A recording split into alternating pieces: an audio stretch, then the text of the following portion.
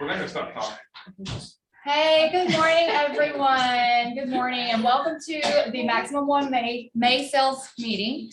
Thank you so much to all of our breakfast sponsors. I hope that everyone got their information. We like to support our affiliates that support us. So thank you so much. And now I'm going to hand it over to Danny Nungesser. He is with Modern Woodman Fraternal Financial, and he's going to give us some great information today. Thank you, Danny. Appreciate it. Thank you for inviting me. I'd love to say thank you to all for coming, but I think you're kind of required to come, so I appreciate you guys showing up. No, it's optional. Oh, even better. Thanks for coming. So my name is Danny Nungesser with Modern Woodman of America. I've been around the community here for 20 years. I'm from Florida, graduated with a hospitality management degree, used to be in restaurant management. Just as you guys in the sales role you're in, I'm in sales as well. I was afraid of sales. I was afraid of commission. I was afraid of getting out of my comfort zone until I was thrown out of my comfort zone 8 years ago. Prior to that, graduated hospitality management degree, ran restaurants as a general manager. You guys might have heard of Smoky Bones in Peachtree City. Oh, yeah. I was a GM for them in Roswell, the north side. Oh, wow. Met my wife there. 2007, I went to work for Marlowe's Tavern for a year. Opened up one of their locations in Kennesaw. It was their third location, did that for a year. Decided I didn't want to stay at work until 4 in the morning. I didn't want to come into work at 8 in the morning. I want to control my life. Was offered a job down here to be a general manager of Whitewater Creek, Fayetteville. Background, I played a lot of golf professionally. My hospitality management degree kind of aligned when I called my mom and said, hey, I got this job offer. What do you think? She said, did they create the job for you? And I said, yeah, they kind of did. Did that for a while. I was in my comfort zone. 2010 to 14, I was recruited to come work at Modern Woodman. I said no 4 times. Went through the entire process, was offered the job, and I said no every time. He said, why? And I said, because I don't work on commission, I don't sell stuff. In 2014, I got fired from my job. Was my slap in the face, was my throw out of my comfort zone, was can I offer something better? Can I do better? I asked a very good friend who was in sales. I said, I'm thinking about doing this career. What do you think? I said, I've never done sales. He's like, Danny, everybody's in sales all the time. You just don't realize it. It made me think when I went home for dinner that night, I was selling my wife on what we wanted for dinner. And when I finally won that one argument for the rest of our life, I realized that there's other things that I can do. And when I figured that I'm not selling a product, I'm not selling a house like you guys are, I'm not selling these things, I'm building relationships. I'm helping people solve problems. And so if you guys look at your profession that way as a problem solver, you're going to have a lot more success. So today I'm going to touch on a couple things. I'm not here to sell you products. I want to give you a little bit of education on some products, but I also want to talk about the business owner mindset and some things that you guys may or may not do that may be parallel to what we do and just running our business. So I mentioned I live in Sonoy now. My office is pretty much across the street here. Just past Laura Smith on 34. I'm right next to Thomas Crossroads Dental. I've been there for about 2.5 years. I live in Sonoy. Like I said, I bought a house there in 17. Prior to that, I lived in Noonan. I've been around the area. I have 2 girls, 13 and 10. 13-year-old, yes, ma'am, no, sir, please and thank you. Cheerleader, oh my God, I'm scared. My 10-year-old is the complete opposite of everything I said. I'm in a conversation, Dad, I'm talking to you, answer me. Has got my personality, is very talented at sports. She's very gifted, but she's also really lazy. And I think she got that all from me in the sports aspect. But, you know, this, as parents, we learn how to grow and how to move forward. Modern Woodman of America, we've been around since 1883. You probably have never heard of us. We don't advertise, we don't market. We don't have stockholders, we have shareholders. So everybody that owns a product of ours is a member of Modern Woodman. As a 501c8, we are a not-for-profit, which means Danny likes to make money. Danny likes to help out, but also all of our agents across Central Georgia are the same way. Now, what we do is, I'm not going to go into the tax purposes and things like that, but Modern Woodman, the proceeds and the profits that come in, we put it back to our members through service projects, through matching funds, volunteering in our community. It's the way we can interact and build relationships with people. Pre-tax versus post-tax. Let's jump into a couple of our things. I'm going to touch a little bit on some of these things for you guys here, the retirement plans, but just the education part, traditional IRA versus Roth IRA. I'm sure everybody's seen it. I hope everybody has one of them. I'm not here to push it. I just want to educate you. Traditional IRA has been around the longest. You put dollars into an account. End of the year, your tax accountant lowers your net income, taxable income. You pay less in taxes. That bucket of money now grows tax deferred. So down the road. Understand? Comprehend? Good. Roth account, a Roth IRA. We're putting money in right now. We are not getting a tax advantage now, but that money is growing tax free for as long as you leave it there. So the hardest question I'm going to ask you guys today to put you on the spot, how do you feel about taxes? You don't have to ask us. I love We're real real estate estate. agents. Yeah, Yeah, we hate taxes. Yes or no answer? You think taxes are high or low right Hi. now? They're always high. for us. Oh, you're 1099 employees. We're talking about some of the things you guys can do, but taxes today are the lowest they've ever been. When you compare them to their brackets, they are the lowest they've ever been. So if I didn't tell you that, if you would have assumed that, do you think it's smart that we put money in a traditional IRA where we take a tax deduction now, kick it down the road until we're 70, 72 years old, the government forces us to take money out when taxes may be higher? You think that's smart? So if I just told you that taxes are at the lowest they've ever been, do you think it's smart that you should pay your tax now, put it into an account that's potentially tax-free forever?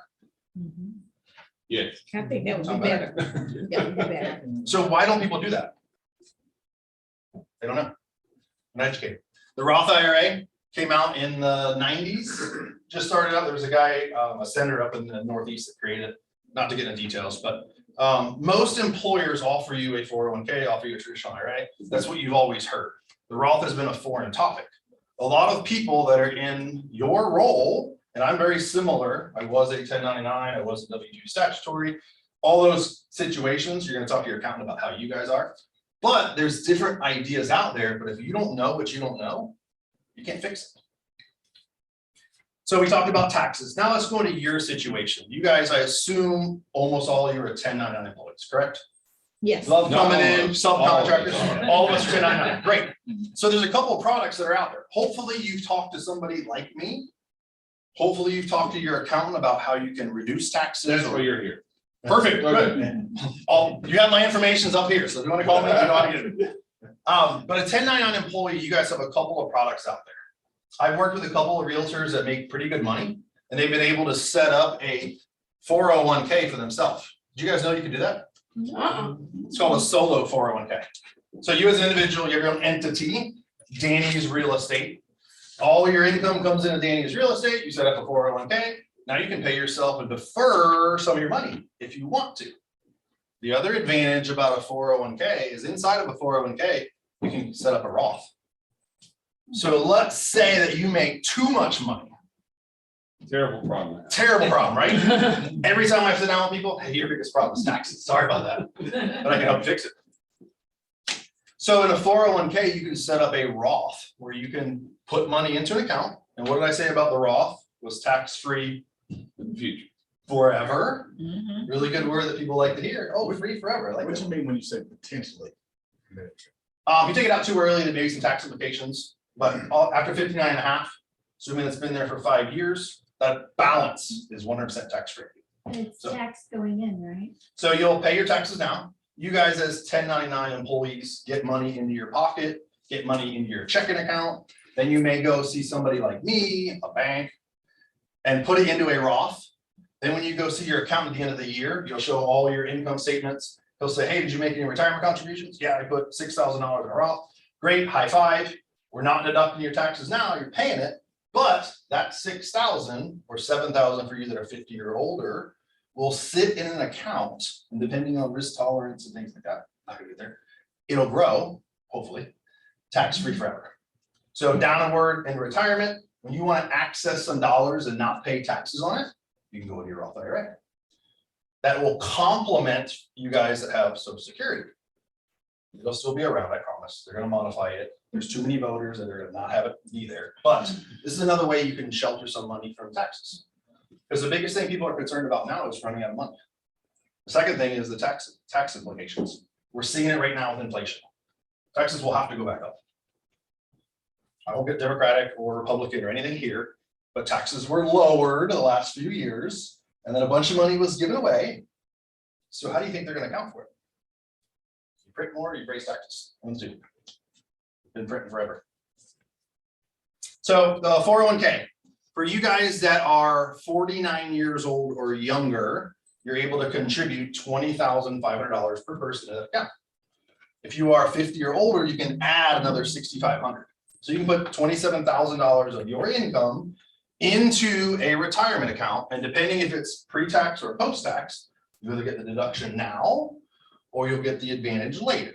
Talk to your CPA, talk to your advisor to see which one is the best sense for you. That same 401k, if you set up an entity, Danny's Real Estate, Danny LLC, whatever it may be called, you can do profit sharing with yourself. You can also do some matching with yourself. So potentially, if you have a 401k, you could defer $60,000, $70,000 a year. So some of you guys that may be making $200,000, $300,000, $400,000 a year selling houses, man, it's a pretty big tax bill if you're paying taxes straight away. But if you can shelter some inside of a 401 and defer it to later, maybe when your taxable income is lower, that may be to your advantage. If you're not making $300,000 or $400,000, maybe you're only making 50 or 100, taxes are really low, 10, 12%. Let's pay them now, let's hide it for later. Tax-free forever. The other one, some people don't like the 401 because the 401 does have costs and fees to it.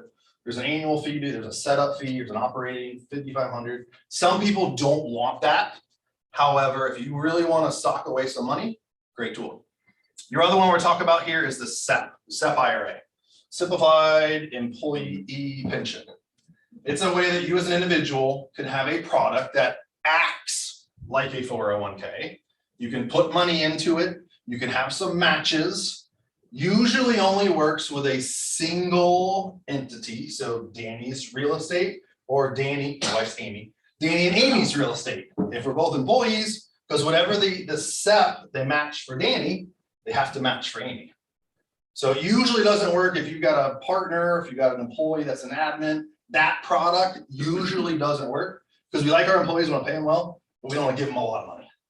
We want something to come back to us. Now the advantage. I have a question on that set. Sure. Can that one work if our spouse is a W-2 Yes, so it works for you or works somewhere else. somewhere else? So the SEP is a product like a 401. It's set up through a company, through an organization. What's your first name? LSA Donna. So if Donna's Real Estate, if that's your entity and when you get paid your commissions funnels through your LLC there, Donna's Real Estate would set up a SEP, then you can start deferring some money in that. Advantage or disadvantage, depending on what you want to think about, a SEP, you can only do pre-tax contributions. So go back to what I said first, if we think taxes are really low right now, why am I waiting, deferring my taxes to later to pay them when they're higher? But some people want to do that. Some people want that advantage. SEP, you don't have any annual fees. You don't have any operating setups, a lot less on the cost wise. However, you're also limited to how much money can go into it. That number, you can Google it, 25% of your income up to 61,000. So again, if you're making 250 plus, you probably want 401k. Because you can do a lot more things, a lot more bells and whistles. Most of the salespeople that I know, and before I got into this business, I didn't know this was out there. I knew about retirement plans. I knew what life insurance would do if I died. I didn't know what life insurance would do if I lived. I'm not going to go into details, but life insurance is your foundation. If you have a house, if you own a house, you guys are in real estate. I'm going to talk a little bit about how you guys can think about that as you make a sale, and how you can add value to that consumer, that client, that member that you guys have. But this other product, as you're working your career, your 20s, your 30s, and you're deferring money, or you're putting it in a Roth, then you get to retirement and you're like, oh shoot, what do I do now? I don't know, I don't want to work anymore. I'm used to getting a paycheck. I did a job, I got a paycheck. One of the things that insurance companies can offer is we can offer you a paycheck for life. And I heard that story before and I was like, what the heck is a paycheck for life? Before I tell you the product, I want to share the story to get you guys to think about it. So I want you guys, you can close your eyes if you need to, and you guys on the screen, but imagine yourself driving across the desert in Arizona. You've got 100 miles till your next gas station. Your light in your monitor says you've got about 75, 80 miles till empty. So what do? You turn the air conditioner off. You put all the windows down, make sure you're not coming in. You drive at 57 miles an hour. That's the exact perfect number to maximize gas. When do you start getting concerned about running out of gas? Is it when you actually run out of gas? Or is it right now knowing that, man, this next 57 to 72 miles, it's not going to be good. So think about that story.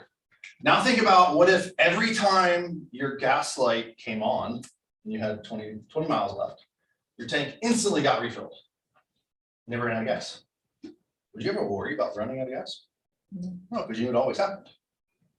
So insurance companies can offer clients a paycheck for life. So you take a chunk of your money as you're working, you get to retirement age, 60, 65, 70, whatever your number is. Hey, Danny, I love selling houses, but I'm over it. I want to spend time with the grandkids. I want to do something else. Is there something else I can do where I can still get a regular deposit of money? Absolutely. We can do it's a paycheck for life. And so some people look at it and they hear the word annuity and they're like, oh, annuity, fees, charges, I don't want it. Do you guys know what Social Security is?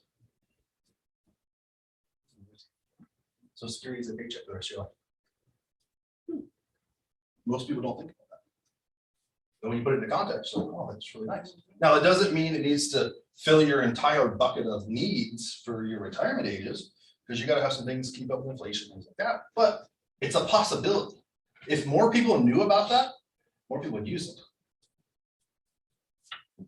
So now let's talk about the business owner mindset. 5 minutes. Got 2 more slides. Okay, keep going. Just cut me off when you're ready. I only got 2 I minutes. got no problem. Business owner mindset. So I talked to you guys a little bit about, I'm in sales. I'm obviously, I can tell you, I'm the regional director for Central Georgia. So I run pretty much from Dallas, Georgia, go across north through Marietta, North Atlanta, go up 85 to Athens, come down to Augusta, Savannah, come across Americus, and then back up. Kind of a big rectangle area. So my job is to hire, train, and recruit people to run our business. But obviously I had to know how these products work to get there, right? So when I hire somebody and bring them in, they love our career because of flexibility. Isn't that what your career is about? Right? Flexibility. They love our career because of the income potential. Don't they love your career because of the income potential? Right? So one of the things that gets people into our business is the flexibility and freedom. The first thing that gets them out of our business, the flexibility and freedom. So one of the things we started doing at Modern Wood, when we came up with, we called it today's plan. It's a piece of paper. On the left side, it's a calendar from 7 a.m. till 9 p.m. It's blank, but every 30 minutes, it's got a slot. You fill something in. My expectation is when somebody comes to work, that left side is already filled in when they show up in the morning. Because I want you to wake up employed. In your line of work, you guys know, and I'm not getting details because I don't know all the details, but you got to have so many calls, you got to see so many people, you got to go to a networking event, you may have a tour with a client, you may have a closing, whatever it may be. It's over here, it's written down because you know what the day is expected of you. On the right side is as you go through the day, what are you doing to build your business? What are you doing to better your brand? What are you doing to be more professional, be more noticeable, be more attractive in a sense of real estate? Those are the things that you do throughout the day. When that day completes, we sit down and take that full sheet, we go to the computer, we log it. Does anybody play golf in here? Poorly good. Well, I told you I play professional, so I won't say that I'm pretty good at it. But every hole I play, I write down my score. Now, I'm a scratch golfer, so most of my pars are better. I can finish the round and know back. Okay, 18 hole, I know exactly what shot I hit. I know my yardage, I know all that stuff, right? But somebody getting into the business or coming into golf doesn't know that. So if they play the first hole and they don't write down their score, they get to the third hole, they're like, oh man, I got number 1, I forgot. It's the same concept. You got to keep score of what you're doing. So you guys in your business, how are you keeping score? And I don't know, there may be something, I haven't talked to you guys. This is just me talking, but how do you track what you did? Is it calls per day? Is it drive time? Is it time in the field? Is it networking events? What is it that you're doing to build your business and better your brand? Now we'll take that and we'll go into budgeting. I hated that word growing up, budget. Yeah. So man, if I make enough money, I don't have to worry about budgeting. No. I've sat down with people making lots of money and they're paycheck to paycheck. I sat down with people making 30,000 a year. They're 30 years old, and got $500,000 in retirement account. It's like, how in the heck did you save that? And they taught me lessons. You have to know what you have and what you can spend. You have to know what's coming in. You have to have an expectation. Now you're in sales roles, I'm in sales roles. We can still have an idea of the last 3 months, we've done this, this, and this. We've been around there. Let's budget according to that. One of the advantages of your business and mine, if I'm gonna take next weekend off, I can. But you know what I'm gonna do this week? I'm gonna work a little bit harder, just a little bit. I know in my business, if I talk to 2 more people per day in 1 week, that's 10 new people. I just made up a week's of work, weeks worth of work. There you go. Next time, I'm like, too many W's there. But I know my numbers. I know if I talk to enough people, things will happen. If I add enough value to their situation, things will happen. People will start calling me.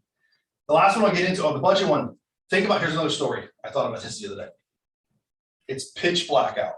You walk outside your front door, there's no lights on. You're trying to get to your car, you forgot your purse or whatever's in the car.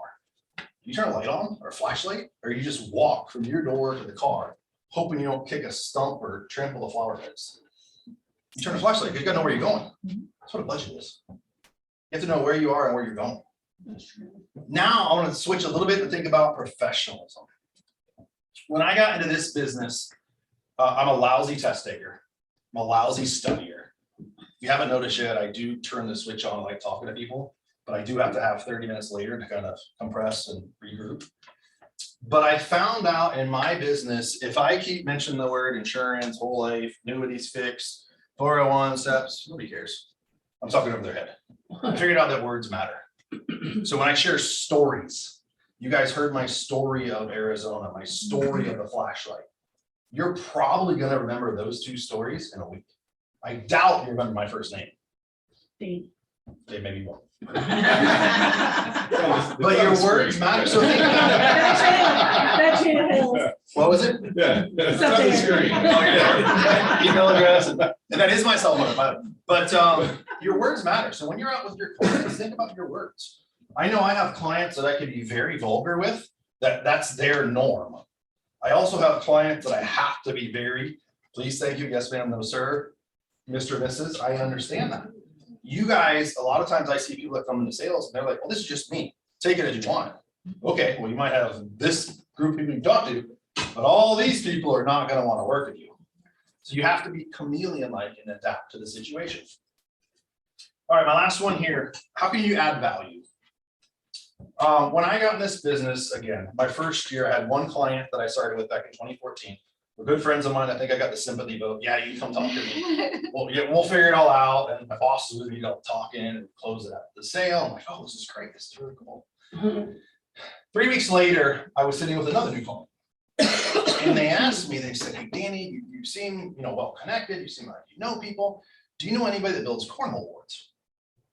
That's a random question. I said, you know what I do? The very first client I had, when I was sitting there, he's like, man, I'm in the garage, I'm building these cornhole boards, I really need one. And I logged it in my memory bank. I didn't write it down saying I can't wait to meet somebody that needs cornhole boards, but I remembered it because of conversations I had. So when I sat with that new client 2 months down the road, I can now add value to them because there's something they needed. They had an ouch, they had a pain. I was the Band-Aid, I was the doctor in the situation.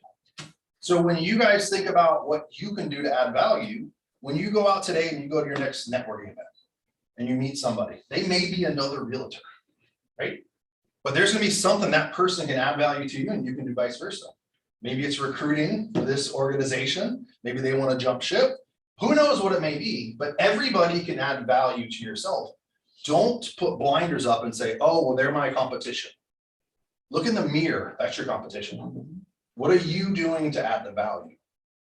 One of the things that Modern Women does that I'm so proud of, it's so simple. They made it really, so it's not even up here. You can't scroll up here. No, don't worry about it. We have a thing, it's called 100% Modern Women Family. So if I were to sit down with John here, John's one of my reps. John's wife is Heather and his son, Jacob, mine, right there. So if I were to sit down with John, Heather, and Jacob, And I go through some planning for life. We talk about some insurance, maybe we implement some insurance, maybe we talk about an old retirement account. We get all these going and they're all gonna be members. So Modern Woodman made it very easy for me to check a little box. It's called 100% Modern Woodman family. Every year on Jacob's birthday, he gets a book from Modern Woodman. It's age appropriate. So 3 years, 4 years, 5, whatever the age there is. And Modern Woodman sends it out. Trying to check the box, done, they have the value. I can't tell you how many texts I've got from parents that said, Danny, thanks so much for the book. Because that book, when you get it, you turn it over, it's got my name and picture on it. So it's like Danny sent it. Promise you, I can't remember sending these. Check the boxes. Now, when parents see that, that gives them the warm and fuzzies. So I started trying to think about how I can tie what I do to what you guys do and add the value in. You guys probably, give you some assumptions. You probably send birthday cards. You probably send letters. You probably make phone calls. Have you ever sent a birthday card to the kid at the house? Now, if you were to do that, what do you think the value in the parent's gonna be? You guys, if you guys have young kids, I have young kids, 13, 10. That'd be little though, otherwise it'd be creepy if I sent your daughter a card. It's just- Yeah. Potentially, but maybe it gets you to think about something new, Yeah. right? I know with us, the book, it makes a deal because when I see my daughter's birthday's in November, around November 1st, the package, little white package comes in and it's addressed to her. I know what it is. So I make sure that she gets to open the package. Your kids don't get mail. Kids love getting mail. So maybe it is something, maybe you can tweak it where it's a bunch of stickers and whatever. But if the kid gets it and then mom or dad's like, oh, where'd that come from? Oh, well, John, our realtor was one sent to us. Man, parents just thought about you. If you haven't figured out yet, that's the challenge of our business and sales. How do you stay on the top of mind of people? Social media is good, all these things are effort. So that's the last thing I wrote here is how do you stay on top of mind? Networking groups, it's adding value. It's what are you doing different?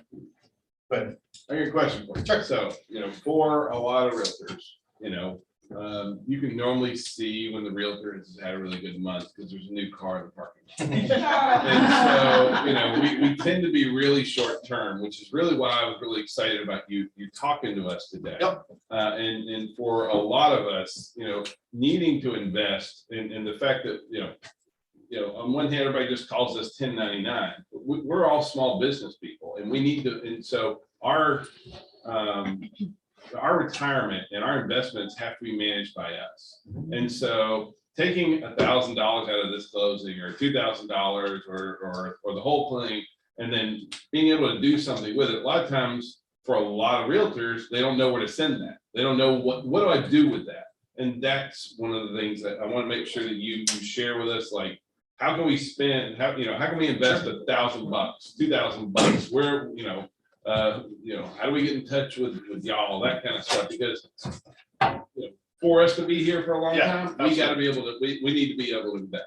well, thank you for breaking that ice. I didn't want this to be Danny selling. Well, I wasn't trying, but I brought you here for a reason. So, but Yep. like it doesn't help us if we don't get real practical. with Correct. it. So we gotta these- put some money somewhere instead of into some of the stuff that we just kind of whiz it away on. So I'll tell you what most salespeople are really lousy at, or I guess they're really good at. There's a hole in our pocket. You can say they're really lousy at, they're really good at, whichever way you look at it. We get a commission check, right? Yeah. We spend. Oh, whatever's left over, I'll save. The reps that come to work for me, the same thing. I force them, hey, you're gonna open up a Roth IRA. Hey, luckily, as employees, W-2 statutory and W-2, we have a 401k by our employer, but I still have to know how the products work, talk to you guys about it. So to answer your question, what I would say, if one of you sat down with me and said, hey, here's my plan, I'm worried about this, I want to retire in 10 years. Okay, let's work backwards. 10 years, how much money do you want in retirement? I want $1,000. Okay, let's do the math, let's work backwards. Hey, John, we got to start right here. Ooh, I don't know if I can save that much. Okay, it's up to you. But if you want to get here, that's how we get there. It's the roadmap. So a lot of people, and probably the next question is, a lot of people have not met with somebody like me, like John, because they have this stigma, they're afraid. How many people in your industry want to sell their own house? Why? Oh, I'm gonna save money. Why would you not want to meet with an advisor? Oh, I'm gonna save money. They're crooks. They're stealing things. Really? You know, I don't walk around too many times in the dark with no flashlight. I have an idea where I'm going. But talking with somebody like me in our industry is your friend on the inside. They're giving you the tips, the tricks. Could I sell my own house? Absolutely, right? I can probably figure it out. But you guys sitting in this room know all the details, the curb appeals, the market values. It's gonna cost you money if you sell it yourself. I have heard that before and I would agree with that. In the same in our industry, if you don't talk to an advisor, it's gonna cost you more money. Why would you not want to? I can't tell you how many clients will send me a text. They had a question and I'll call them, you know, an hour later or right afterwards. But if you're doing it yourself, I used this story before. Is anybody a doctor in here? Would you give yourself open heart surgery? No. I used to ask this question. One of the guys that works with me does. Would you ever give yourself a haircut? One of the guys that works with me does that. I had to change that story. But you go to those professionals because they're good at their industry. Why would you shy away from your retirement? Do you not think you're going to get there? That's the thing that scares the heck out of people.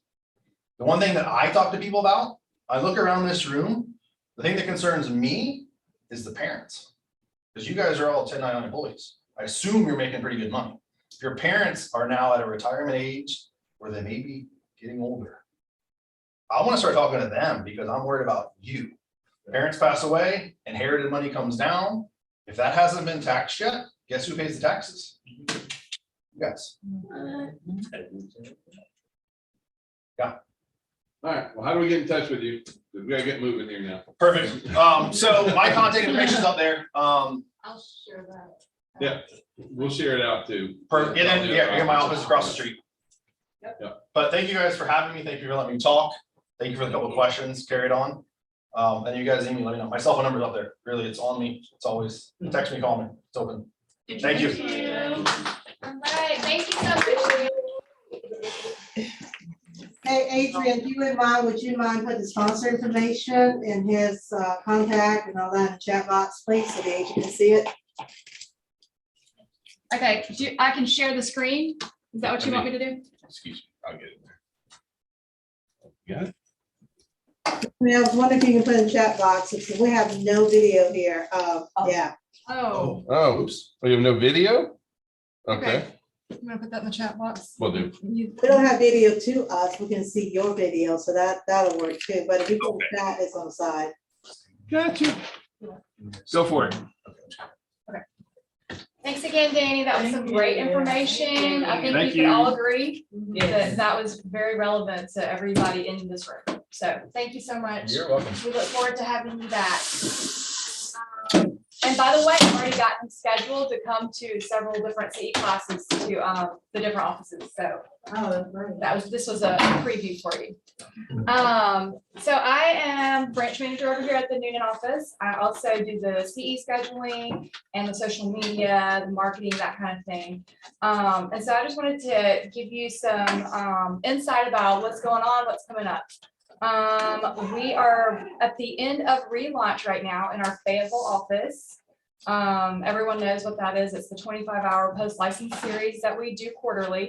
So if you missed it and you need those 25 hours, you can catch the next one in Conyers on August 1st. So make sure you go ahead and sign up for that. It's already on the training calendar. We have a brand new class coming this week, actually. It's about all the messy, complex situations having to do with the law and contracts and estates and divorces and who gets what, who has the sign on the contract. So hopefully you don't deal with those kind of situations often, but when they do come up, it's good to know what you're up against. So that class is actually this Thursday in McDonough. And then next Tuesday, we have a class in Conyers taught by one of our awesome affiliates, Meredith Jones. So make sure and sign up for that one. Next Wednesday here in Noonan, we have our Georgia MLS rep, Justin Brady, coming to teach Connect MLS. And he's going to go over all the ins and outs of what that entails and how it can help you guys. So you don't want to miss that next Tuesday in noon, Wednesday in noon. Next Thursday at our airport office, we are going to, there's a class to discuss the differences between GAR and RE forms. And you guys know that if you use the GAR forms, you still need to know about the RE forms and vice versa. So that's a good class to get under your belt. And that's at our office at airport next Thursday. And then the following week, we have a code of ethics here in Noonan. Whoa. Yeah. So code of ethics, go ahead and get that checked off so you're not, scrambling to get it last minute. And then we also have another new class coming up that Alan teaches with one of our investing agents, Trone. So it's the real estate investing in McDonough. Don't you worry, guys, we have that scheduled already in Noonan too. So you don't have to go all the way to McDonough if you can't make that. It's the investing class, yes, and that's a really good one that we're really excited about. I've got it scheduled in all the offices, but So newest class is in peak. yes, the next one coming up is in McDonough on Wednesday, May 25th. And then for my West Georgia people, we have a treat for you guys. You've gotten to hear from Alan and Ming, I think 2 times each in Carrollton for CE. And I'm bringing in Lisa with Discovery Inspection. She's going to do a really awesome marketing class for y'all. So we're excited about that. And that's Thursday, May 26th. All right. And next is Wordsworth, I believe. Wordsworth.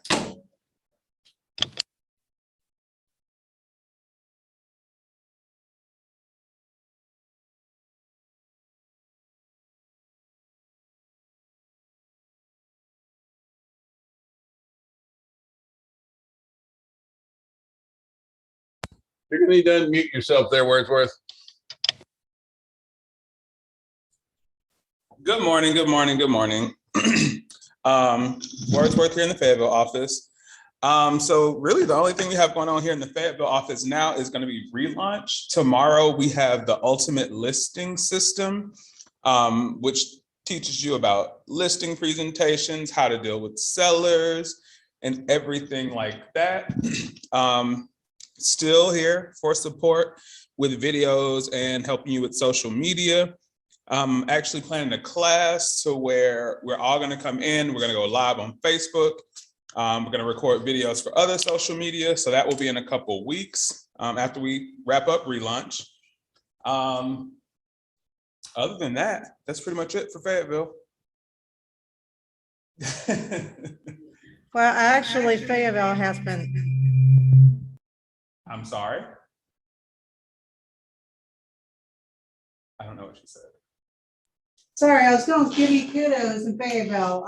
You guys been rocking it. Relaunch is probably one of the biggest relaunch there since pandemic, and we really have some really good energy. And we may get a couple more agents into our airport office, so welcome them when they come in. All right. Also, sorry for words. I just want to give you some kudos. Thank you. So again, yeah, if you need help with video, excuse me, I've had a couple people reach out to me, but they never gave me any dates that worked for them. So again, you can't get good at video unless you start doing videos. So email me, wordsworth@max1partners.com. Let's set up some time and let's get your video started. Thank you.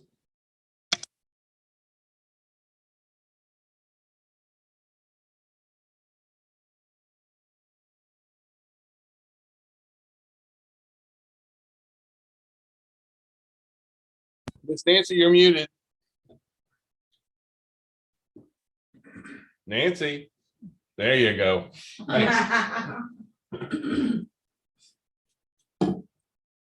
Let's see if I can get the. Good morning, everybody. It's Nancy in the Conyers office. Thank you, guys. So I'm going to start today with inspirational. We get so worried about being pretty. Today, let's be pretty kind, pretty funny, pretty smart, and pretty strong. Laughter connects you with people. It's almost impossible to maintain any kind of distance or any sense of social hierarchy when you're just howling with laughter.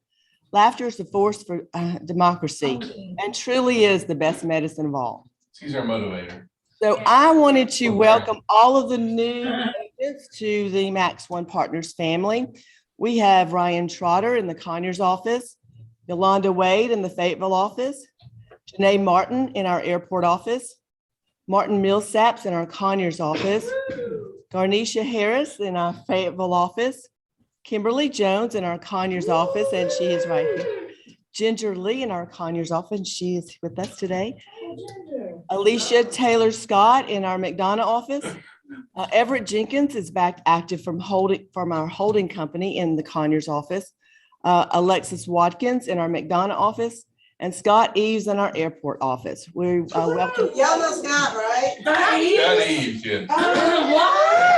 What? Wow.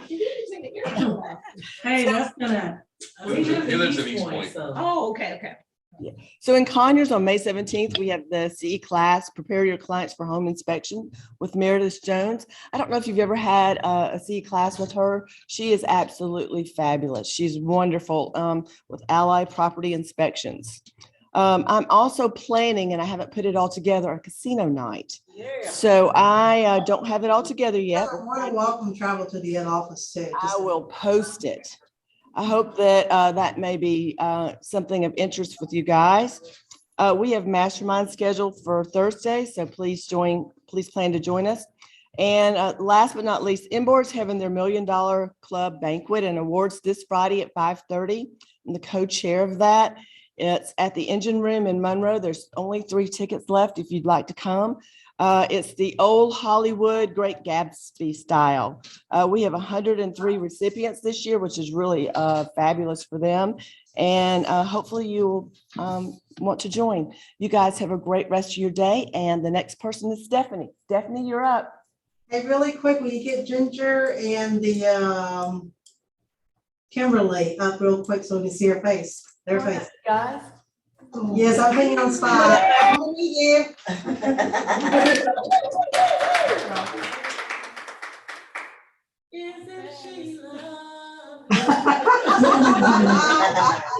This is, yeah, you got to face the camera. It's right there. This is Kimberly. Yes, and this is Ginger right here. Awesome. They're wonderful additions to the Conyers office, and we're happy to have them. 400 agents just started. All right, Steph. That's right. Okay, Steph.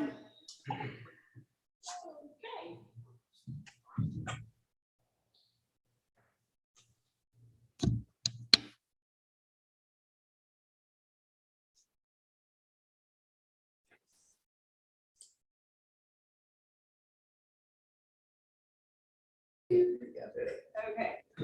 All right. There's Mitch. Mitchell. All right. Hi, everybody. So I do compliance and, oh, never mind. I'm muted now. Thanks, Mackenzie. So I do compliance and all that kind of fun stuff. So far this year, we have 357 transactions closed with a sales volume of 102 million. And we have 32 pending this year with a sales volume of 9.8 million. And 28 of those pendings are for the month of May. So let's get them coming in for the rest of the year as well.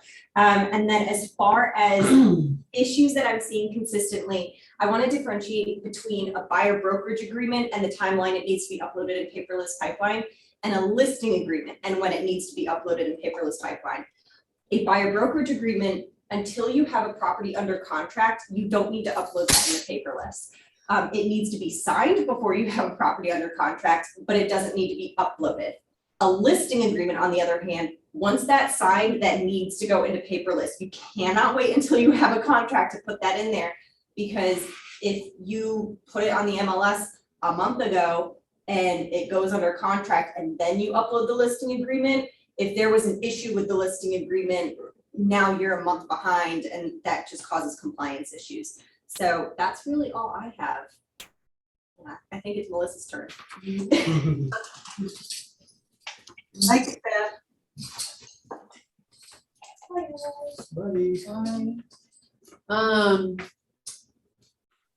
In McDonough, we had a really busy week last week. We had the CE class. Well, it wasn't a C class, it was the contract with the broker with Allen and Cinco de Mayo style. So that went well. I want to thank all the agents that showed up. That was actually my biggest turnout of agents. I have lots of stuff coming up. Billing and accounting. I'm still digging in deep with that. I want to thank the agents that have reached out.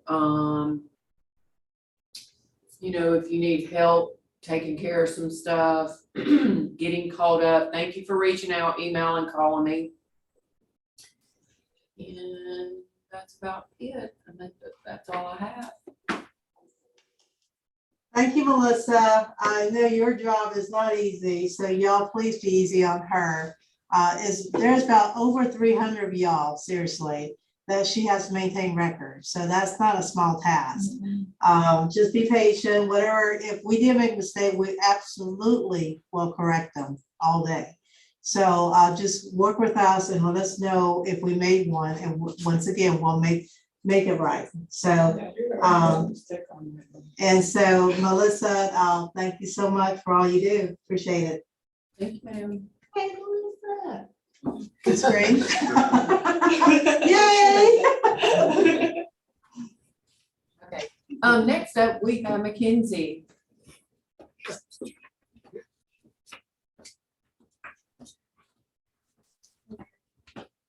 Hey everybody, I don't really have much to add, but we wanted to let you guys know that we are working with a graphic design artist. And once we are done with our current project, we're going to start working on a buyer and seller presentation for you guys. And you guys, I got this, put your name on. Taylor is next. Buyer and seller presentations. Oh, okay. A professional one. All right, Taylor, I'm gonna get you. There you go, you go. Here, how do we do this? Oops, sorry. Yeah. There we go. There's Taylor. Hi. Yeah. Okay. Hi you guys. Thank y'all for being here. You know, I love you guys. I love when I see y'all in the office. So, y'all don't know me in other office. My name is Taylor. Nice to meet you. Last week we did something super fun. So we did a wind down Wednesday, and I kind of want to show off some artwork a little bit. So shout out to Work for this. Speak up, we can't hear you. Or she doesn't have a microphone. Sorry. Hello, can you hear me now? Can you hear me now? You might have to hold it. Hello? Okay. I don't think he hears us.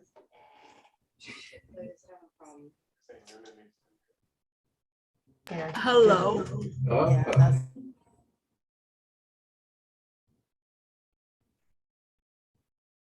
Can you hear me now?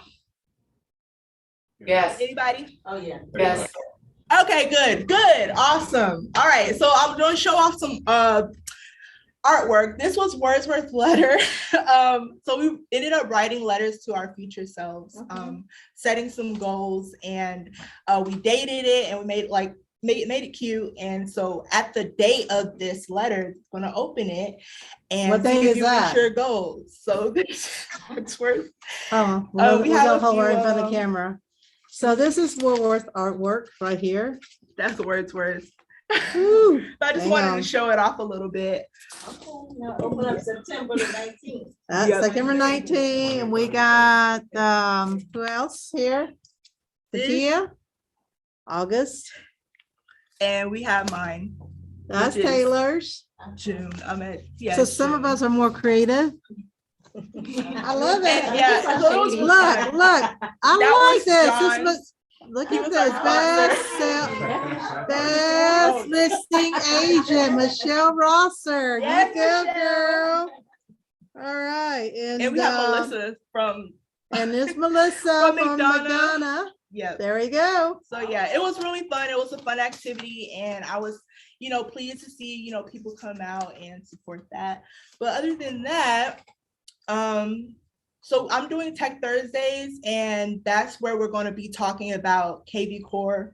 So I'm pretty much in charge of that. It's going to be at 1 o'clock to 1:20 every Thursday when we don't have classes.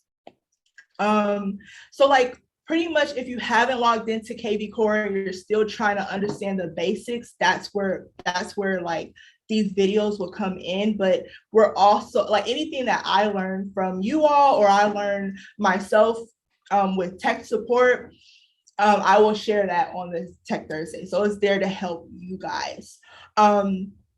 Also, it will be recorded and emailed out.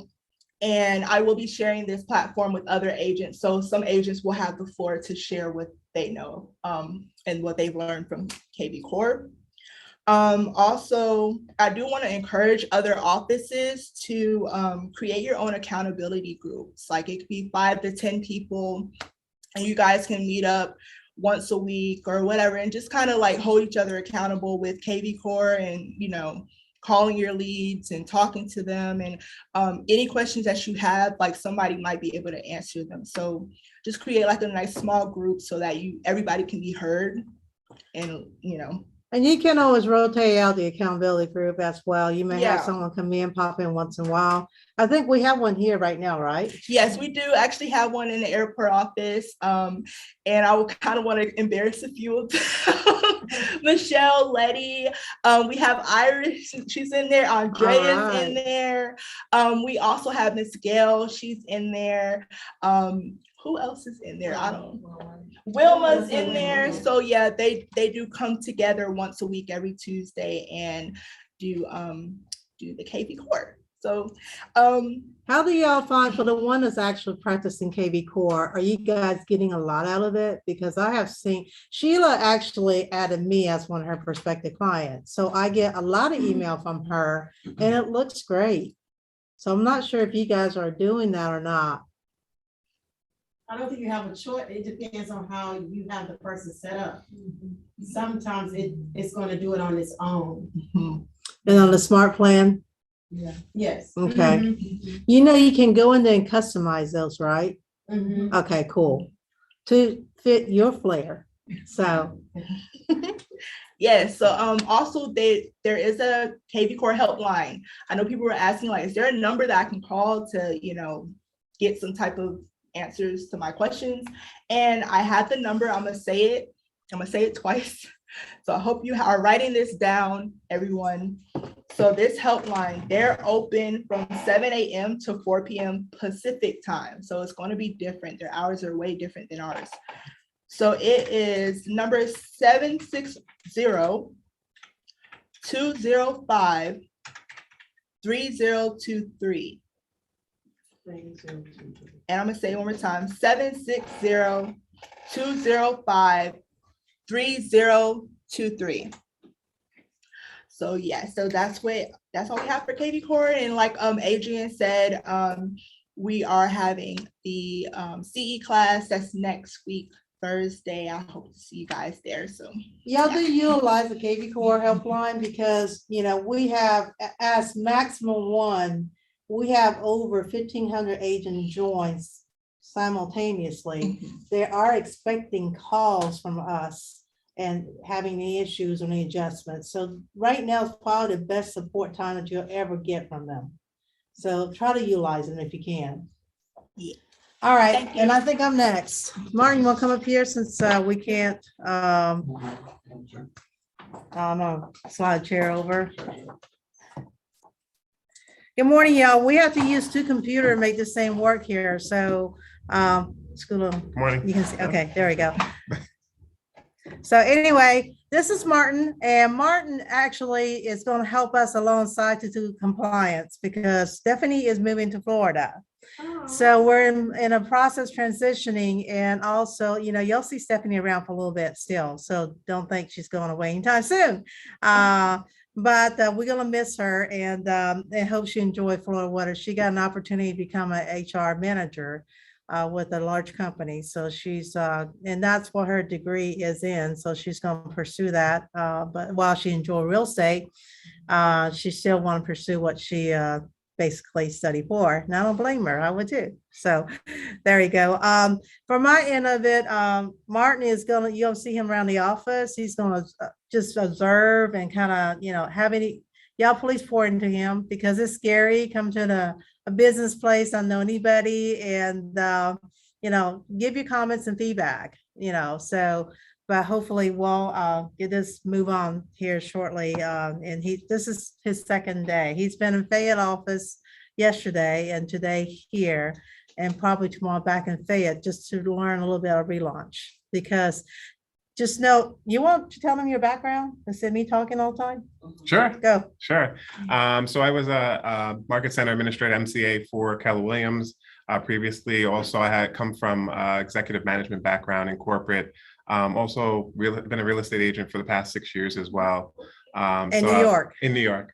I transplanted, I guess, over a few months back. So I'm new to Georgia. So getting used to things here, but look forward to getting to know everyone and looking forward to working with everyone as well going forward. So Martin's really strong administratively as well as helping. Yeah. So Michelle said, yay, technology. So, like, sure. Martin, talk to Martin. Sounds good. But this will help us to do some other projects that it has been needed around here and with you guys.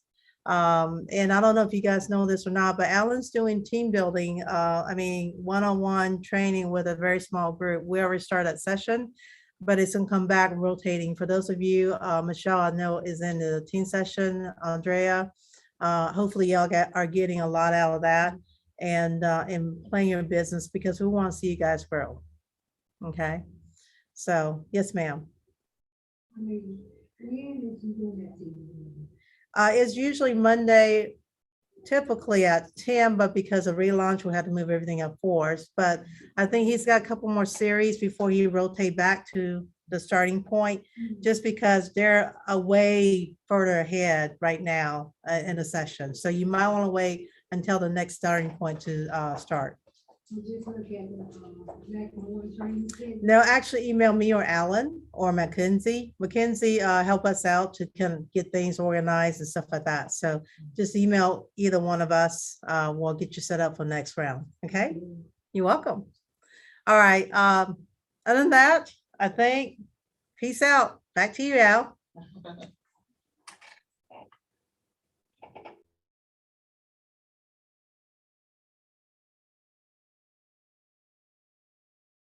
Please do unmute me if you would. Sorry, give me just 1 second here. So we're gonna get us going here. So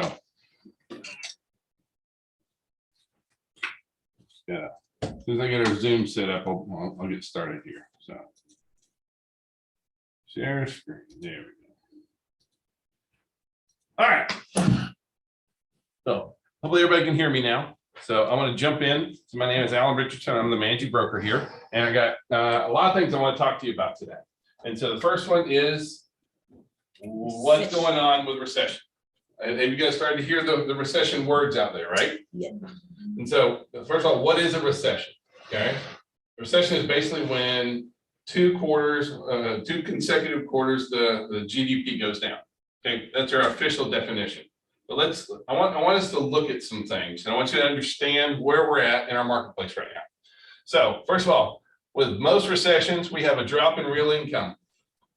And we also have lower unemployment, a drop in manufacturing, lower wholesale and retail sales, and a drop in monthly GDP. Now, for the first quarter of this year, we came in and already 1/4 of GDP has dropped.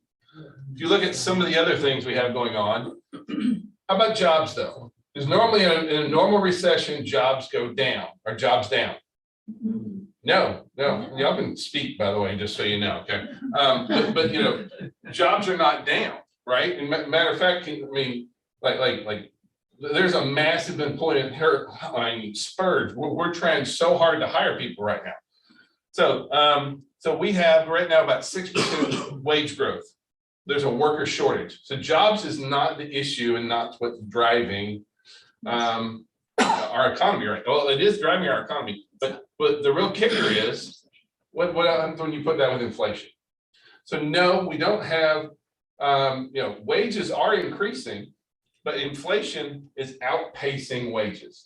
So even though on one hand we say, in a traditional recession, well, wages goes down. And even though jobs is normally the big driver of that, we have jobs going up, but are wages going down? No. Yes, because, Well, well, by the time you inflation. factor in technically, inflation, at the yeah. end of the day, actually wages are reducing right now. Because, when you go fill up your tank right now, just, buy eggs, ham, everything is more expensive right now. And so even though we see rising wages, inflation is more than eating that up right now, as far as like on the national numbers. That's true. Now, this is our real GDP. And so for the first time, for the first quarter, you can see our gross domestic product actually dropped. So we have a negative GDP. And so that's like one of the biggies. If you have two of those in a row, that's officially a recession kind of thing. So for a lot of economists and things like that, they're like, hey, we're 50% there. And so, there's some talk, is it all supply chain related? Is it this going related? That kind of thing. Well, I want to show you some other issues going on. And so the first one is, this is global manufacturing output. And you can kind of see what is the trend on global manufacturing on output. And that's not just, the US is part of that right there. And so, we are seeing where overall manufacturing is down. How about US monthly retail sales? So you can see that retail sales, real sales and nominal sales both are trending down. Okay. So we have, at the end of the day, we do have a drop in real income. We do have lower employment from a dollar, from how much we're actually making in. We have a drop in manufacturing. We have lower retail sales. And so far we've had a drop in GDP for the first quarter.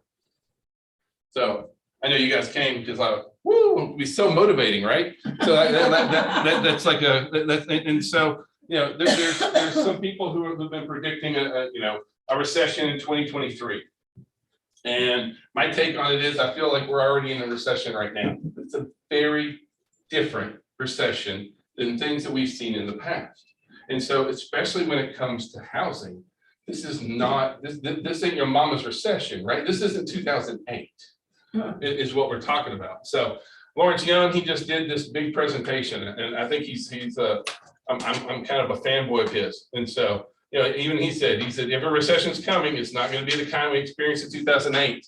It may meet the formal definition of it, but jobs are so abundant, workers are so scarce that jobs are going to keep driving us, and they will right now. It's an unusual recession. Even if there is a recession, it looks like job creation is going to continue. How important are jobs to the economy and to housing in general? Very really. important. So this is going to be a different sort of downturn, if you want to call it that. So inflation is eating at us right now. Gasoline's up 48%. Cars, trying to buy a car. Everybody trying to buy a used car. That's crazy. Yeah, your husband works for car dealers, so you ain't gonna.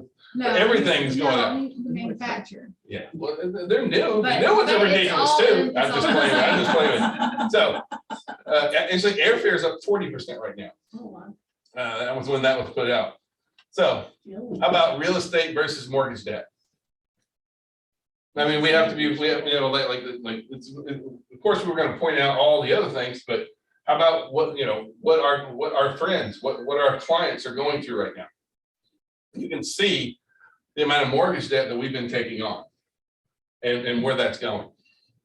And so here's our bottom line here is that, so a monthly mortgage payment for the same house 1 year ago versus now, for a $400,000 loan at 3% was $1,600. It's huge.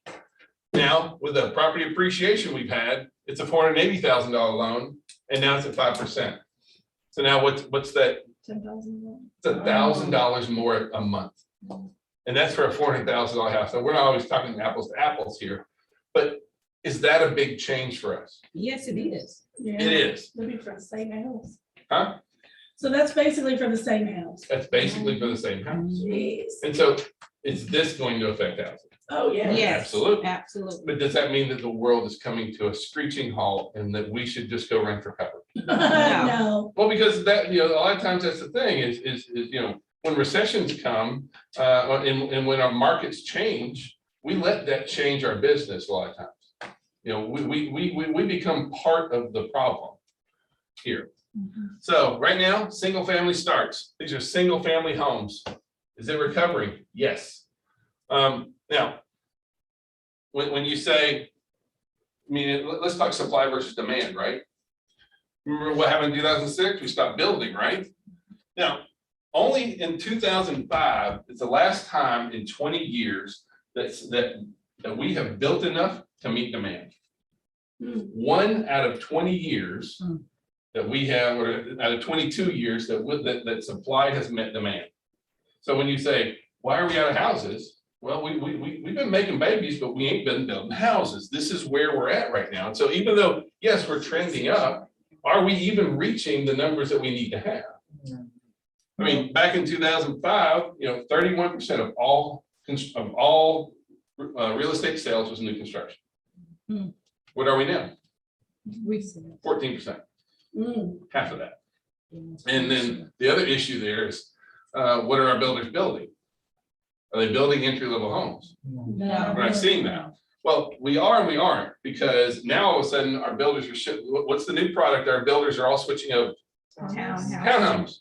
Townhomes going up everywhere. Please don't poo-poo those. I'm seeing realtors all over who want to down-talk townhomes. But townhomes is one of those products. It's not the townhomes. These aren't low-rent townhomes. But if you're old like me, what was my starter home? When I first got into owning a home, We townhome. no, it was a 3-1 ranch, right? It's a little 3-1 ranch, right? Yeah. Oh. Yeah, it was forest side brick, 3-1 ranch. Looks like it'd been built in the 50s kind of thing. Yeah, just a big spot, big rectangle kind of thing. So, but what is that starter product now? Town. Is there other 3-2 ranches out there for our entry level buyers? No. How about townhomes? Yes. That's our entry level product. And so we're not talking about low rent townhomes here. Okay. So, this is one of those products that our builders can afford to build and at a price that our entry level buyers can move into.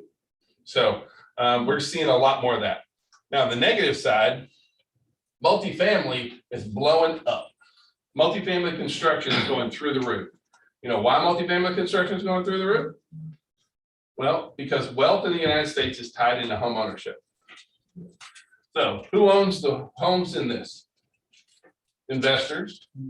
So who's making the wealth? Investors, okay? And understand that it doesn't matter if we're talking single family homes or multifamily, whoever owns the homes is building wealth. I mean, that's where it's tied into. So I don't want to see multifamily growing like it is. I want to see more single family growing is where it is. So understand that that's not good, but we have a 4 million house deficit in the United States. At the same time, we have the largest millennial generation from 28 to 32 is the biggest population group we have of Americans. And what happens when they reach 33? Ready to buy a home. First time buyer age. So over the next 5 years, the largest population group is reaching first time buyer age. We have a deficit of 4 million homes. Supply versus demand comes into play here. You follow me? So yeah, we got some stuff going on in recession, but we got some things happening here too that we have to stay aware of. So now the Fed is going through tightening short-term funding. What does that mean for us? When the Fed raises the funds rate, what does that mean to us? Anybody know? Are our interest rates going to go up? Yes. It affects them kind of sideways. Like when they raise these rates, it doesn't immediately, our mortgage rates are tied to the 10-year treasury. And so when the 10-year treasury moves, that's when interest rates move. So like last week, was it last week or this week? When the Fed met last week, remember when all of a sudden the market blew up the first day that the Fed met. They raised the federal funds rate by half point. Well, the next day the market crashed. And when the market does bad, investors move into treasuries, like a 10-year treasury. So when they move into treasuries, the 10-year treasury goes through the roof. What happened to interest rates last week because of it? They went up. So, you know, we have seen right now where mortgage rates are increasing and have been increasing. But if you'll look at where our mortgage rates are compared to where the federal funds rate is, we're higher than we need to be. And so this is actually really good news. If you look at the difference between these peaks here, look how high we are here. Look at the difference. Look at the amount of swing going from where the federal funds rate is to where we're seeing mortgage rates right now. So a lot of our lenders have kind of been hedging their bets. They've kind of been ahead of the market right there. And so even though I do believe that long term we're going to keep increasing, I do expect that we're going to start leveling off just because there's too much of a swing there right now. But they're just trying to limit risk is what's going on. So as interest rates rise, what happens to sales? Huh? Okay, now I keep hearing interest rates are going to rise, so sales are going down. But we're still short of supply. Exactly, right? And so it's still a supply versus demand issue. Matter of fact, you know, and if you watch Backstory on Monday, the last 22 times interest rates have moved up. Guess what happened to property values? They went up. The only time it didn't happen was 2008, but we were part of the cause for 2008, right? We were Oprah Winfrey real estate. You got a pulse, you got a house, you got a house, and you got a house, kind of thing. So now here's where we're starting to get into some real numbers. Pending contracts are falling. What does that mean for us? Number of sales are going down. We're not seeing dollars. I mean, we're not seeing property values go down. So our consumers are not feeling that. How about new construction sales? Pending new construction now, it's going down as well. And that's largely, but now if you look at just what's going on with townhomes, what do you think the trend is on townhomes? Well, because it's all supply versus demand. That's where all our demand is under that 300,000 price point. Yeah, but especially here in even Georgia. new construction has waiting lists for buyers. So they're just not able to keep up. Well, they are. That's definitely true of it. But a lot of the builders are so gun shy right now. Like they're not starting as many projects as they could. That's probably true. I mean, just you know, like, all right, I'll start 4, and then they'll start 4 more. They should be starting 40. But you know, they're trying to hedge that risk. They're not sure what's happening with the market. They're trying to, you know, they want to walk before they run. Makes sense. So, however, this is our inventory levels. So look at where inventory levels are right now compared to, I don't know, ever. I mean, this is the last 20 years here. Where's our standing inventory? Apparently super low. We're at 30. Look, we are at 30% of where we were 3 years ago, just on the standing level of homes available for sale. I mean, right now we're down to a third of the inventory. So it's gonna. So I mean, again, we're getting into supply versus demand, and what you know, when we go back to it, kind of thing. Oh, let me show this as well. So this is a parabolic upswing. Sorry, funny word for it. Just means it's not stopping, right? It's going ahead, and so this is what's happening with property values at the same time. This is the sales forecast from the National Association of Realtors. And I actually think it's really, really close. I'm looking at those numbers and I'm kind of digging where it's at. And if you haven't been tracking, or if you don't know, how has sales been for the last 2 quarters compared to prior year? Number of sales. They've been down already. We're already seeing less sales. We're seeing high dollar amounts. We're seeing larger closing checks. But we're not seeing numbers of sales as significant as we are. And so are we going to be going into a time of high pricing, continued price? You know, I don't see prices dropping, but are our sales going to be dropping? I think that we could be down as much as 10% on just the number of transactions, realistically. So if you look at and by the way, this is the annual sales and price growth. So for 2022, predicting that number of sales is down 9%, but property values are up 8%. Next year, 1% drop in sales. That will be a 1% drop from 2022, which is 10% down That's already. what I was gonna ask. And then only a 4% price increase in property values, which by the way is completely normal. The 3 to 5% range, that's what that's kind of like, you can plot that out. If you look at property values over the last 50 years, between 3 and 5% is our trend moving forward. So are we going to see home price appreciation? Cool. This is from Fannie Mae. And so you can see that they're looking all the way into, I mean, because we've been seeing high price appreciation through the first part of the year. Is that price appreciation going to be cooling off? Yes. Yes. Is it going to be dropping? No. We might have a month here or there where where it dips, but overall, you're going to see a trend like that. We have so much demand and so little supply right now. Well, that's So when we're talking to our friends and when we're talking to our clients and they're like, hey, is housing going to crash? They're not talking about the number of sales. What are they talking about? Property values. I mean, that's going to be a thing that really drives them. They're going to care about property values. So you got to be able to speak their language. So is housing going down? No. Now for us, are the number of sales going to probably drop? It will. Absolutely. So this is the projected sales also from Fannie Mae. And so you can see what they're looking at for 2022 as well as for 2023. You can see that trend moving down. Less sales, less number, higher dollar amounts, less number. So what? Well, I mean, seriously, like, a lot of times, we see these things come up about recession, right? And so are you going to be seeing recession in the news coming forward? And let's say I'm wrong and we don't go into a recession right now. Let's say it's not a recession. So what? Like, don't get into this. We're in a recession, my business sucks or stinks. I mean, it's very easy to say, look at all these factors, right? Because we can say, oh, we got a recession going on. That's why my sales are down. Or have you seen the news? News is terrible. We got a war going on in Ukraine. What does that have to do with housing? Right? Y'all follow me? The only thing that you have to look at is, what has the ability to affect your business? You do. Okay. I mean, like more millionaires are made through a down market than an up market ever. And there's still so much opportunity. We still have just a ton of demand out there. It's going to continue to be a supply issue.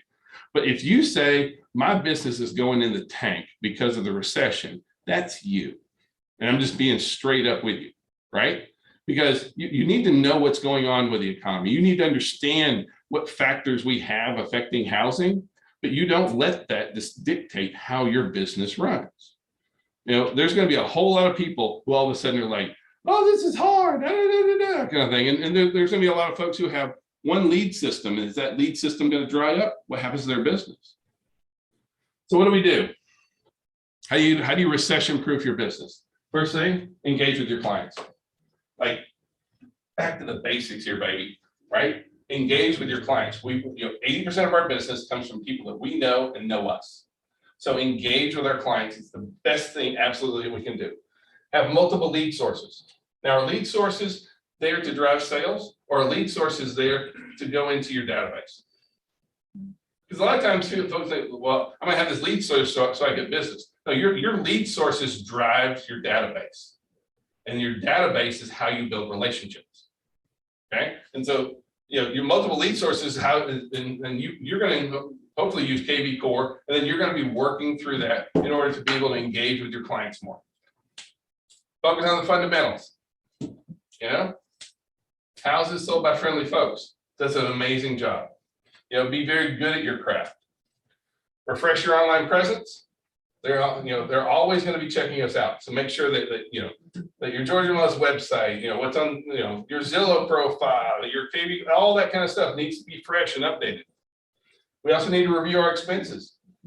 Like, is now the time to tighten our belt and be looking at it? Why do you think I'm talking? I wanted the financial planner in here today, right? Because we got to be smart about our money.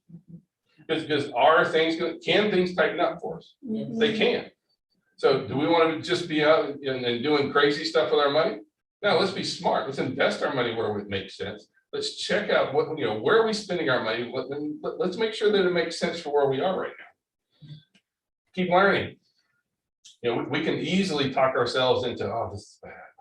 Like, stay learning. More opportunities are going to come up during a down market that never come up during an up market. It happens every time. And then lastly, remember why you're here.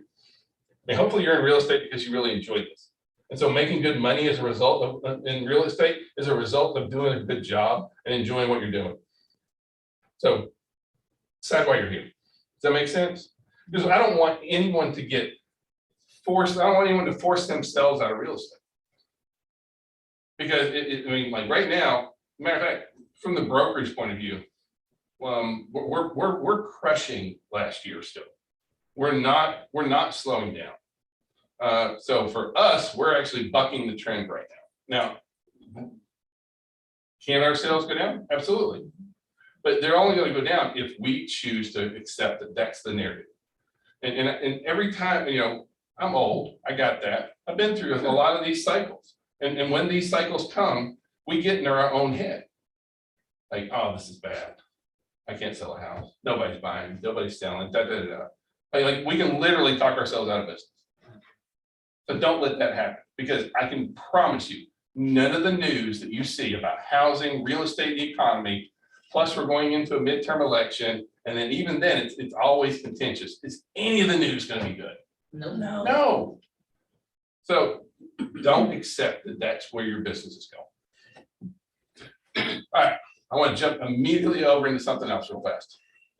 And so have you seen, the Bombshell Lawsuit, right? Oh, yeah. Yeah, we're hearing about lawsuits. And now the lawsuits are all about buyer brokerage. Okay, it's about buyer commissions, eliminating buyer commissions. And first of all, I want you to know, I think that's a terrible idea. Yeah. Like my mom lives in Australia. And so if you go to Australia and Europe, that kind of stuff, they don't have buyer's agents. They only have selling agents. And there's no MLSs. They do all the work, so listing agents, look out for the buyer's agents, because otherwise it's going to be all you. But the other side of things here is that everybody's trying to get their hand in the agent's pockets, and especially in the buyer's agent's pockets. And so I want to kind of talk to you about what, like first of all, if you hear about a class action lawsuit, stuff like that, it doesn't apply to Georgia, first of all, because it's class action, but it's in like Kansas and Indiana, that kind of stuff. It's not here. Okay, so there's only 3 states that it's in. And the whole thing is that they have different rules in their MLSs that say that you must co-op, basically. And we have similar rules, but not written the exact same way. And so we don't have that coming down. But that being said, once these lawsuits start, do more and more come. They do. And so, but a lot of this stems from how we as realtors have addressed buyer brokerage for years, because we've lied about it, if I'm being honest, right? Because for years, as a buyer's agent, what did we say? Oh, it's free. I work for free. No. Yeah, you don't pay me anything. No, the seller pays. First of all, does that make any sense? No. So I'm the buyer and I'm not going to pay you, but you're going to do what I say. I mean, does anybody believe that there's this free lunch out there that are you not walking away from the closing table with a check? Of course. And when the buyer buys the house, what else have they bought? The commission. The commission. So who really pays? Right. The buyer. Oh. So, but we have to be very, very careful here, because what we're seeing is, because so many, we're starting to see pressure being put on those buyer agent commissions. And we're starting to see $1 or $0 in the MLS for co-op commissions. So when you put that together, along with the fact that we have to discuss commissions in advance. See, for a lot of us as buyer's agents, we just kind of chose that, we just don't talk about it. We don't discuss commissions with I shouldn't have to. You have to. Okay, because you need to say, this is what I do, and these are the fees that I charge. And there's nothing wrong with that. That's exactly how it needs to be. Because if you don't, let me throw a hypothetical that's not very hypothetical at you. So you find the property for a client, you send it to them, you have no buyer brokerage agreement. The client is paying, or the seller is paying, offering no buyer brokerage commission at all. You don't have a buyer brokerage in advance, and you submit an offer for that. Well, you can't. You work. It's illegal. Well, but you know, you can try and fill out the buyer brokerage agreement at that point, but there's no commission being paid. So can you make that sale contingent on you getting paid at this point? No. You follow me? No. Yep. It has to be done in advance. Now, yes, we have to do that buyer brokerage in advance, but now you've already shown this property to your client. They want to place an offer on this property. It has no co-op commission. Can you say, I'm sorry, you can't buy this house because they're not going to pay me a commission? No. So what are you going to do? You're going to work for free? But see, we have to be very careful how we're writing our buyer brokerage agreements and the fact that we are having buyer brokerage agreements. It has to be done in advance. So I kind of wanted to, so like this is our buyer brokerage agreement. Now this is the GAR form kind of thing, you know, and it's very basic term, all that kind of stuff, agency. By the way, always notice that it says not offered, and that's designated in the agency, dual agency. I'm sorry, dual agent, sub agency, dual agent, sub agency, sorry. And so, but this is the one where, and I'm going to do something really novel. We're going to read a contract, okay?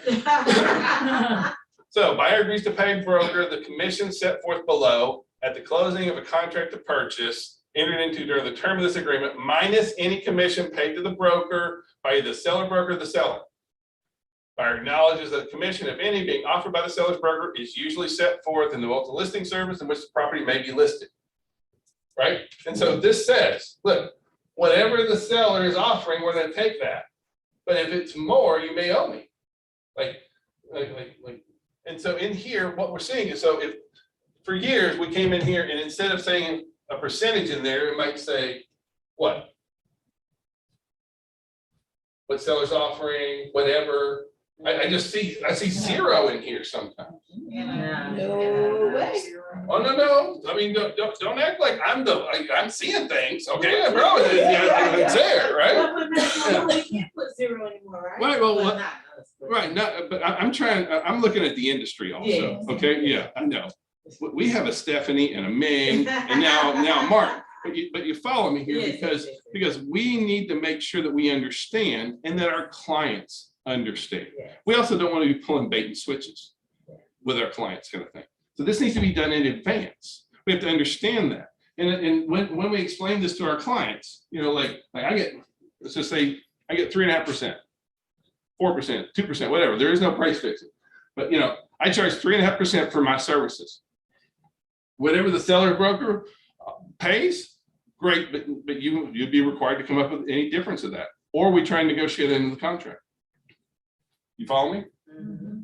We have to make sure that we're being very clear about who gets paid, the commissions, that kind of stuff. For a long time, buyer's agents have not worried about getting these done in advance. And if you're not getting this done in advance, could you be working for no money? Yes. That's the kicker right here. Yeah. That's the really big one. And so we're seeing where, you know, I showed you, I mean, right now there's probably half a dozen lawsuits around the United States in different ways. And so we don't have those issues here in Georgia, thankfully yet. At some point, somebody's going to try and do that because, you know, especially our sellers right now, sellers are really wanting to keep every penny that they can. We know that. And while I understand that to a certain extent, we got to keep reality here as well. So I just wanted to touch on this and say, listen, you got to make sure you're protecting yourselves. And if you know, like for me, for years, Ming and I didn't worry about buyer brokerage agreements in advance. They used to drive Ming up the wall, right? Because I'd be like, I'll take care of it. But I mean, is that sound judgment right now? No. Because you can literally be doing it for nothing. Question on that with that 4A phrase or that paragraph there. Yes. Where the statement of the multiple listing service information is there, could we not petition our MLS services on our behalf to, when we forward these listings to our clients, to also have that information in there? Because it excludes private remarks, commission information, that kind of thing. Well, But, you know, actually, that was a petition to have them remove that, because they didn't want that to be a reason. I'm with you on there, but I'm just telling you that's but already just like been the, done. just like the price of the house is important to them, if they're going to be required to pay that, Yeah. shouldn't that be? I don't Divulged disagree with you disclosure. on that part. You know, the other thing that we gotta look at, especially when we're dealing with our sellers. I know that we're talking about our birch green, but we're dealing with the sellers, you know, we're seeing where sellers are like, let the buyer pay. Just let the buyer pay for their own commission. Why don't we, why is that not a good idea? Well, they're hiring us. You have to pay the closing costs. Yeah, they're paying closing costs, all that kind of stuff, you know, right now, our median price point is $300,000, so it's an extra $9,000. Do our sellers, a lot of our buyers have an extra $9,000 to put in. And plus, when it's included in the contract, it's wrapped up into the mortgage amount. Otherwise, they're having to pay cash out of it. And so if I say, no, if the buyer says, you know what, don't show me houses that I can't afford, well, then that's okay. Question, is it true that the buyer can go back and ask the seller, not the agent, to pay the agent's commission? Well, the problem you have there is agency, because, you know, they're not supposed to contact the seller directly, you know, and at that point, it's getting, you're starting to have all kinds of issues along that line, kind of thing. So, you know, I mean, we're trying to peel an apple a different way when we need to really be, you know, let's be upfront with this. This needs to be done on the front side of things. We need to be discussing our commissions. Gone are the days that we just take whatever the seller offers. Otherwise. We have to protect ourselves. Am I clear? Can I interject really quick? Sure. Airport had a question. One of the agent asked me, can we ask the buyer to have the lender roll our commission into their loan? The problem is, once again, it is still. Based on appraisal. All right. We still has to appraise, you know, Okay. and nothing can get done without disclosure, right? Can we just wrap out, hey, let's just tuck $9,000 in there. I don't think anyone's gonna notice. So, you know, we can't just slide things in. That's not gonna be, you know, that's not gonna be the route that we can really take on that side of things. Right, so what I'm saying, this is back to negotiation again. So you would negotiate with the prior. Hold on. You can't, yeah. We have two speakers. I just turned it off. I'm sorry. Okay. It's echoing really bad. So this is where you guys can actually, before you write a purchase and sale contract, have your negotiation with the listing agent said, this sale price include a 3% commission that seller will pay at closing. You can negotiate your contract and your commission prior to binding. You cannot negotiate it after it's binding. And that's the kicker. This is where y'all can do a commission instruction to a closing attorney. Include that as part of your submission. Okay, it is all negotiable prior to. And back to the answer about lender putting in a loan, what they're saying is that, you know, if the house appraised, because at the end of the day, the house still have to appraise for whatever loan you're trying to take out.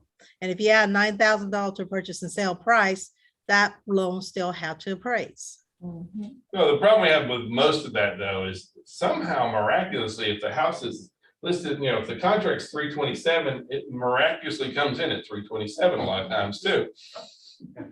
And Funny how that happens, right? Wow, what a coincidence, you know? just so you guys know, right now, we have a lot of issue with appraisal. I'm seeing anywhere from as minor as 5, but I'm seeing some around $25,000, $30,000 gap. And if you What's buy, the don't have the delays? money, huh? Yeah, we're having 21-day delays on some appraisals right now. Yeah.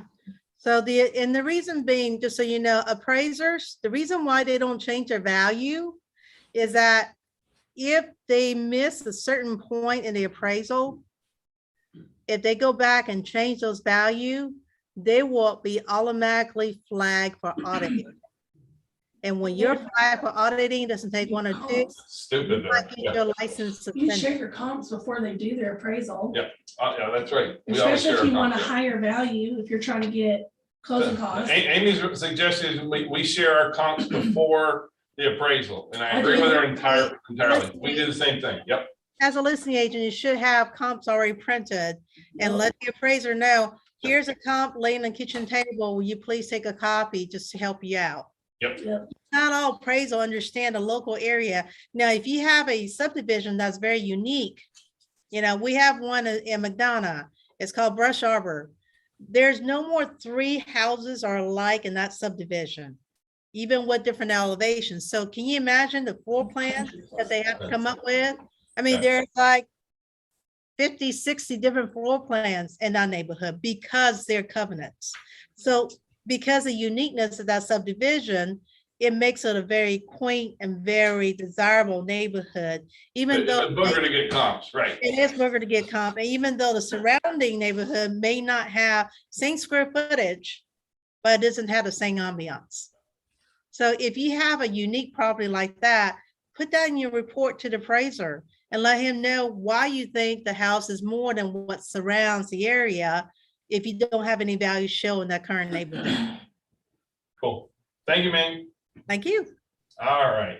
So any questions, any other questions here or anywhere kind of thing about buyer brokerage, making sure we get our act straight on that. Because I want to make sure you're protecting yourselves. So, and then please do not let your business get affected by what you see on the news, by if you hear about recession.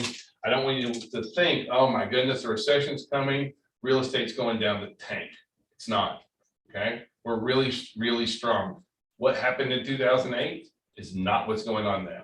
And so don't think that that's gonna affect you the same way. It's gonna affect you if you think it will. Here's our top sales folks for all the offices kind of thing. So we'll let everyone in their individual offices go ahead and do those out. So thank you guys. Thank you all. Oh crap, here we go. Sorry.